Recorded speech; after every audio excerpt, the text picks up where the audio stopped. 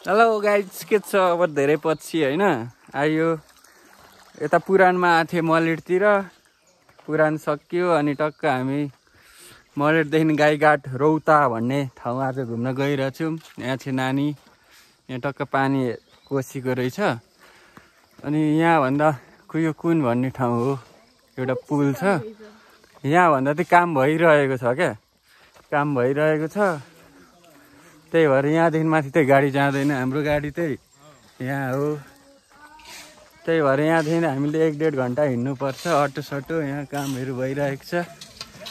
अब हिँड्दै जाउँ, घाम पनि चार्किएको छ, मन्दिर हिँडेको, यहाँ तालहरू पनि छ। हामी चाहिँ अब टक्क बिच बाटोमा आएको अवस्था छ। अझै 1-1.5 घन्टा हिँड्नुपर्छ नि दिदी। कस्तो अनुभव भइरहेको छ? कति रमाइलो, वाउ कस्तो राम्रो डाँडा काँडा होइन? हाम्रो यहाँ चम्पाकाली पनि आउँदैछिन्। मेरो नाम छ होला नि? ए होइन, अनुपा हो, मायाले भनेको होला है। यता कान्छी फुपू पनि कुद्दै थिइन् है। ओके, हिरो नि हाई।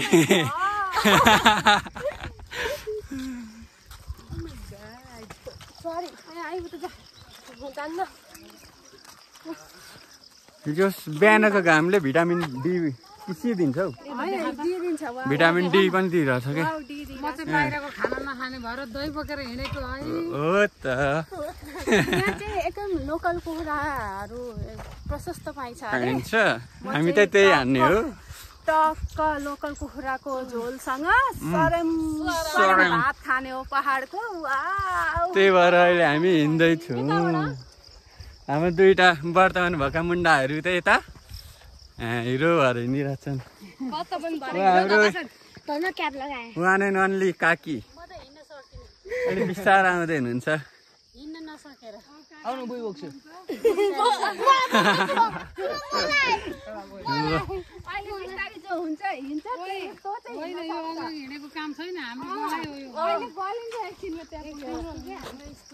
होइन, अहिले जुन तरिकाले हिँडिरहेको छ त्यही तरिकाले हिँड्यो भने चाहिँ सजिलो हुन्छ, बिसाउनु चाहिँ हुँदैन।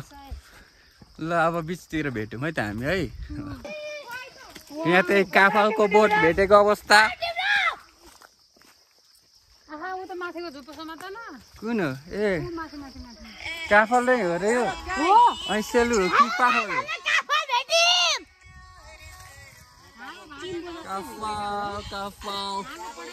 पक्का बिस्तारै फेरि एउटा खाइदिउँ।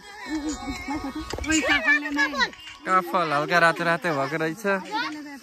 सबैजना टिपमा लागिरहेछन्। पाक्यो।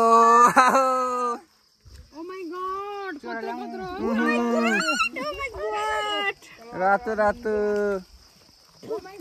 हल्का अमिलो अमिलो हुँदो रहेछ। के हो?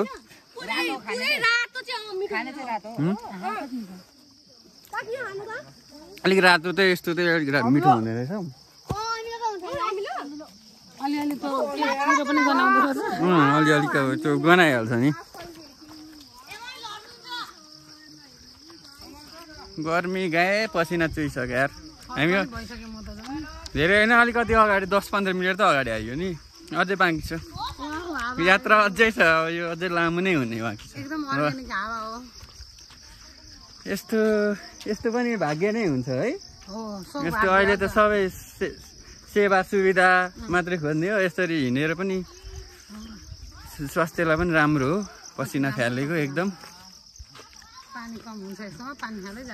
पानी चाहिँ एकदम खाँदै जाने हो।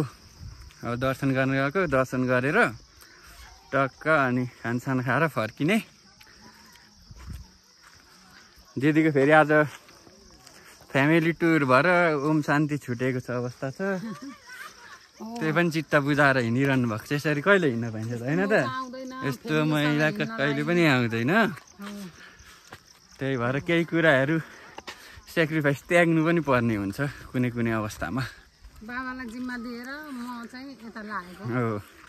सब शिव बाबाको भरमा छ। यहाँ बाटोमा अर्को काफलदेखि ऐसेलु पनि भेट्यो। यहाँ फेरि डह्रो पाएको छ त यार। यति सुरुमा खाइदिउँ ल। प्रसादी हुनुहुन्छ हाम्रो भिनाजु। यहाँ पाएको रहेछ ल। यो यात्राको मेन चाहिँ हाम्रो भिनाजु है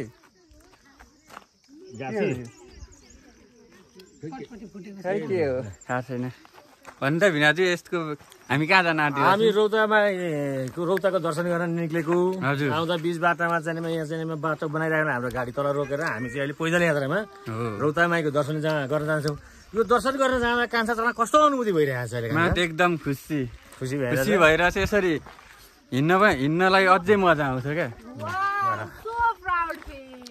भनेपछि एनर्जी आइरहेको एनर्जी एकदम आइरहेको छ कहिले पनि कमी हुँदैन यो रौता माईको शक्ति हो नि फेरि रौता माईले चाहिँ जस्तै पाथिबाट मात्रै शक्ति दिनुहुन्छ भने चाहिँ रौता माईको शक्ति दिनुहुन्छ हामी त्यो शक्तिको लागि हाम्रो थकान केही छैन अलिअलि घाम लागेको पसिना चाहिँ आइरहेछ अरू सबै कुरो ठिक छ हामी दर्शन गर्छौँ दर्शन गरेर भएर फेरि यही बाटो फर्केर हामी घरतिर प्रस्थान गर्छौँ ल सुरु फुल्यो नैमा माथि छ मेरो मन डुल्यो मनैमा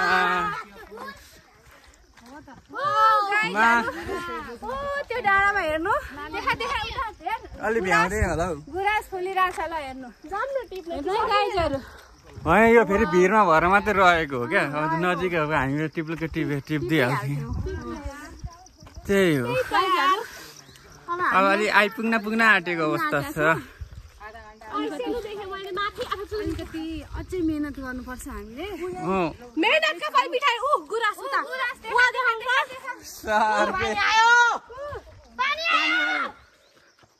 पानी आयो त अब गलियो नि त घाम हो थकित भयो भिनाजु साह्रो अलिकति दिन्न त ऐसले भिनाजुले यत्रो बोक्नु भएको रहेछ खोइ त अलिकति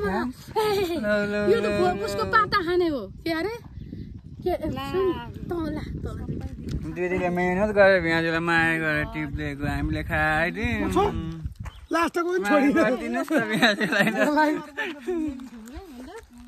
ए हिँडामा भयो क्या टाइम धेर भइसक्यो भिडियो भइरहेछ त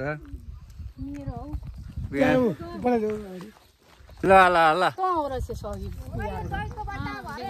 ऐसेलुको पात नमेरा दाजुभाइ नजुनेली रात अरू पनि गाइदिनु न त ऐसेलुको पात नमेरा साथीभाइ नजुनेली एउटा गीत छ भन्नु न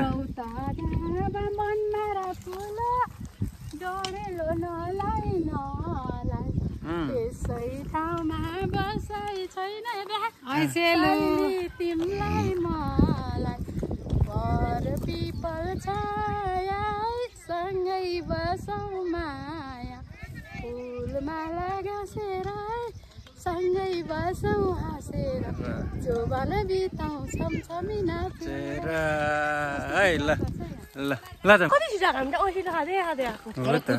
अब त गेट चाहिँ उहाँ छ पल्ल आइपुग्यो पानी सानी खायो यसो होइन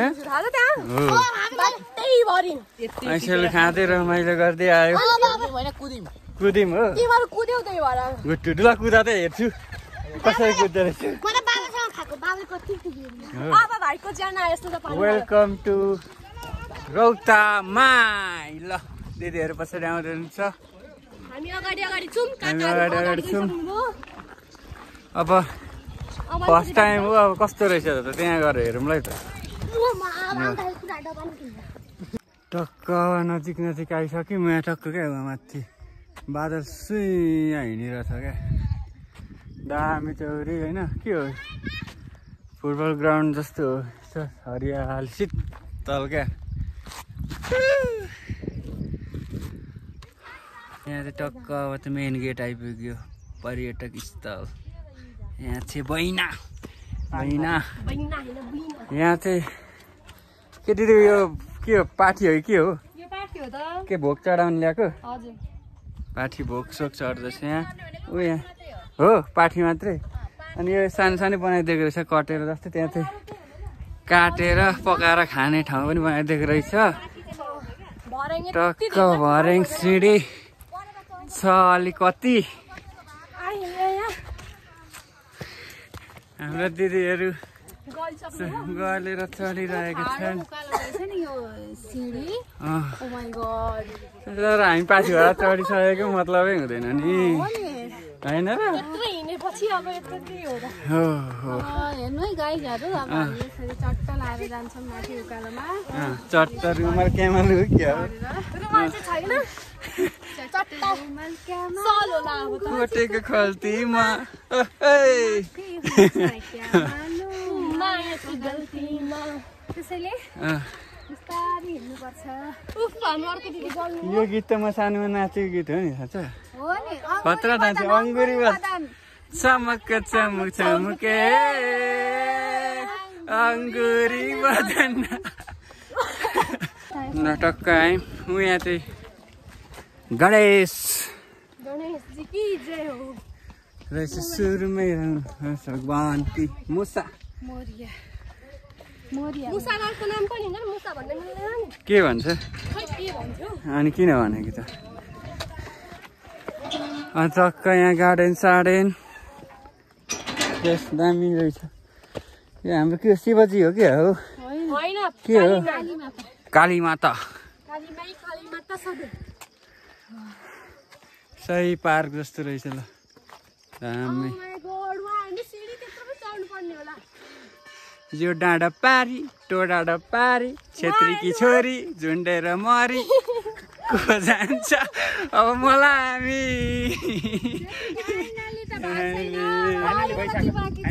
फाइनली आइसक्यो नि त हामी आइपुग्यौँ यो यसो फोटो सोटो खिच्नको लागि हो क्या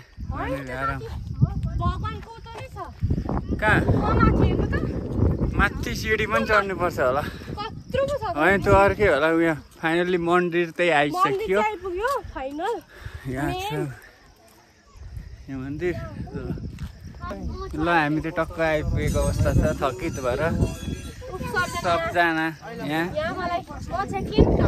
चिसा भइरहेछ क्या एसीको पोखरी त रहेछ तर यसो अहिले पानी भरेको रहेछ अहिले यसो हेर नामको जस्तै क्या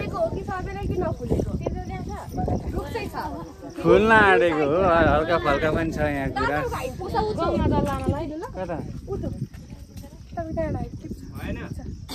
यस्तो गुराँस मैले धेरै टिपेर फोटो फुटाइसक्यो भने तिमीले के भन्छ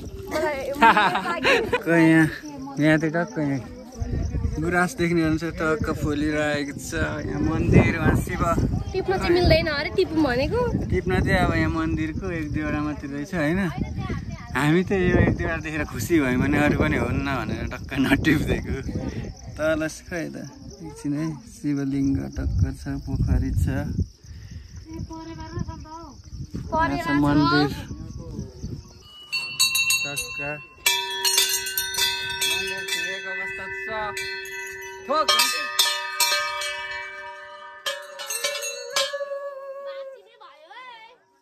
भाँचिँदैन घन्टी बजाउनै राखिदिएको ठुलो बजा नानी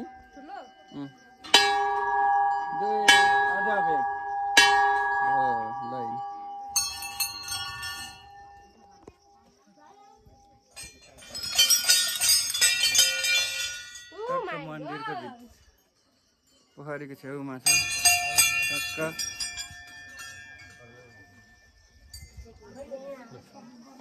अलिक ब्लर आयो यार अनि चाहिँ टक्क हाम्रो मन्दिर चाहिँ यस्तो छ दर्शन गरेको मेरो बहिनीले टिका लगाएको दिएछ यता हेर त ल बाई बाई हामी समाप्त भयो टक्क यहाँ पूजा गरिदिएर टक्क निस्क्यो अब टक्क यहाँ पोखरी छ पोखरीमा हाम्रो भ्याजुले टक्क जल यसो ओचार आइसक्नु हो मन्दिर छिर्नको लागि हामी त छिरिसकेको अवस्था छ काकी पनि आउँदैन हुन्छ जल अचाउनको लागि यसो यहाँ चाहिँ होइन यो माथि रुखको पत्ता झर्ने बित्तिकै चराले आइकन फुत्त लगिहाल्छ अरे क्या यहाँको यसो सुने अनुसार यसो अचाम ल हाम्रो यात्रा त्यहीँदेखि समाप्त भयो है बाई बाई